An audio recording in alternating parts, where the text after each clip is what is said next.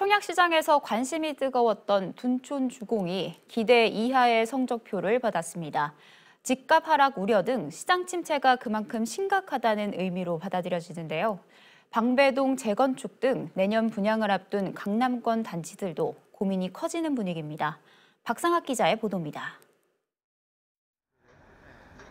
한때 10만 청약설까지 나왔던 둔촌주공이지만 1순위 청약에 13,000여 명이 신청하면서 평균 경쟁률은 3.7대 1을 기록했습니다. 미달한 주택형은 없었지만 청약 수요가 몰릴 거란 예상이 완전히 빗나갔습니다.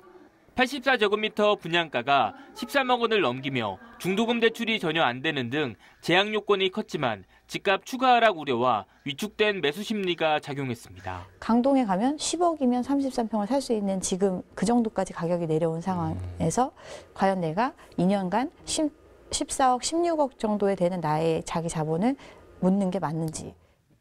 얼마 전까지만 해도 청약시장은 먼저 당첨되고 나중에 고민한다는 선당 후곰이 유행했지만 이것도 옛말이 됐습니다. 올해 서울 아파트 청약자 수는 이미 지난해의 8분의 1 수준으로 줄어 반의 반 토막이 났습니다. 이에 따라 청약 경쟁률도 크게 떨어져 지난해 163.8대 1에서 올해 22.2대 1로 감소했습니다. 무엇보다 청약시장 회복의 불씨로 여겨졌던 둔촌주공이 예상외의 부진을 보이면서 내년 분양을 앞둔 강남권 주요 단지들도 긴장하는 분위기입니다.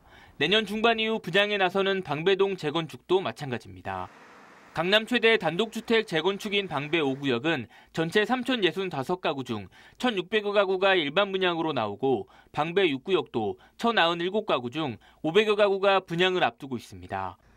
하지만 분양가가 3.3제곱미터당 평균 6천만 원을 밑돌 것으로 예상되면서 현재로선 59제곱미터에서도 중도금 대출이 안 나올 가능성이 높습니다. 그럼에도 방배동 재건축은 워낙 입지가 뛰어나고 미래 가치가 충분한 곳이라 현금을 보유한 청약 수요가 몰릴 거라는 예측이 나옵니다.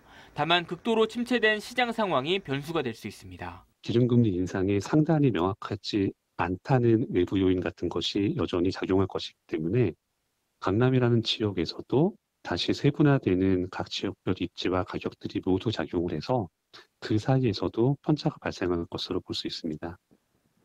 앞으로 둔촌주공에서 미계약분 등이 발생하면 향후 시장 침체 분위기는 더 가속화될 수 있다는 전망도 나옵니다. 서울은 청약 불패, 그중에서도 강남권은 역대 최대 경쟁률을 기록했던 것과는 180도 달라졌습니다.